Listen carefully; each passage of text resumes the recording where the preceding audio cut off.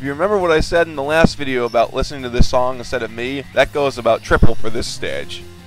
I really don't know what Tassero was thinking with the stage. We were coming off this amazing and epic and fantastic stage that ended with a fantastic boss, and then we were given this. This is what this video is. This is Suika Ibuki being the boss of immaterial and missing the point. That really sums up the entirety of this stage. Because what it does is it throws in a lot of cute little references to the old Mega Man games without remembering or including why they were included in those games in the first place, what made them difficult. And just the stage on the whole is not very difficult at all. Like you see here, it's the Item 2 ride, but it's the Item 2 ride without 2 ladders, the first of which was designed to trick you way back in Mega Man 2. And the culmination of the stage just isn't very hard, is pointing out that this is the halfway point, this is the checkpoint right there. So the stage didn't really get the Item 2 ride right, but that was kind of forgivable because it was more or less whatever.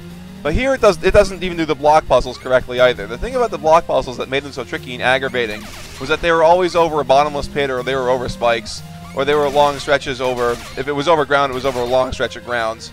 And in the case of the two we've seen here, they're both single screens, they're not over anything particularly threatening, and they're really easy patterns to follow. Which means there's no aggravation whatsoever. You can go into it, watch it for 15 seconds, and know exactly what the pattern is, and you know what you need to do. And so so we've got the Item 2 ride, missed the point, as much of a point as there was the original Item 2 ride, which wasn't a big, huge threat.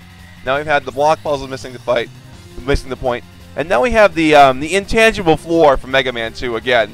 Again, this misses the point, in that it gives you fuzzies wandering around on the ground, pointing out to you where the intangible floors are.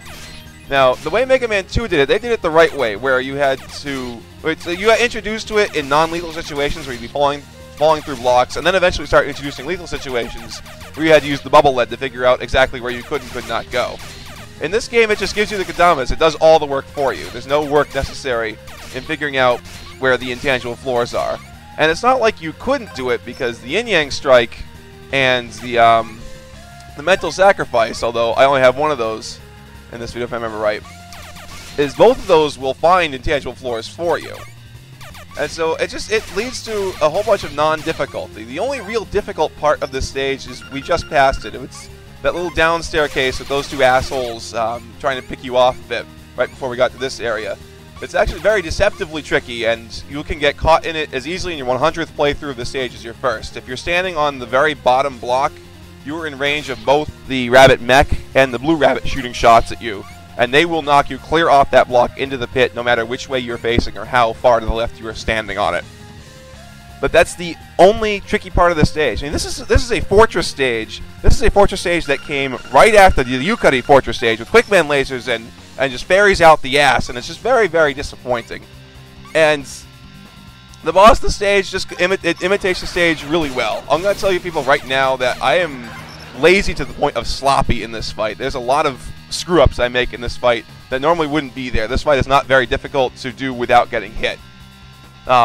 Suika, like her stage, she misses the point of what made the thing she was referencing difficult. One of the subtle, well, maybe not subtle, but one of the difficult aspects of the Yellow Devil fight that is there while you know while you're fighting, but it's easy to miss upon remembrance, is the lack of maneuverability.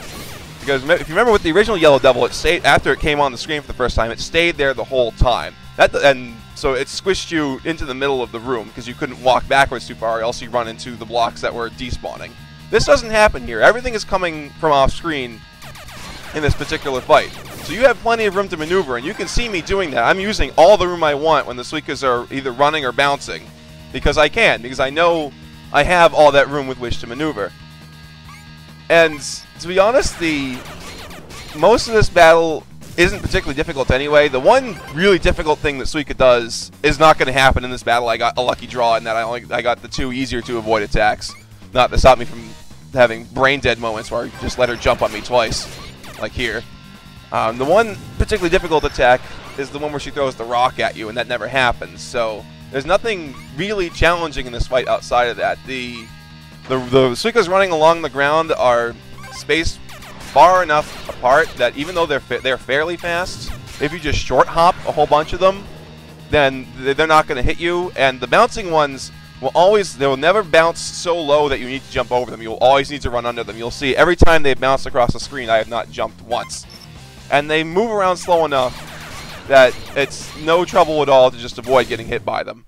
Overall, this stage was just really disappointing. It was a nostalgia bomb gone wrong, essentially. It completely forgot why all the things that Capcom did in their Mega Man games are difficult, and just threw them in for the sake of throwing them in.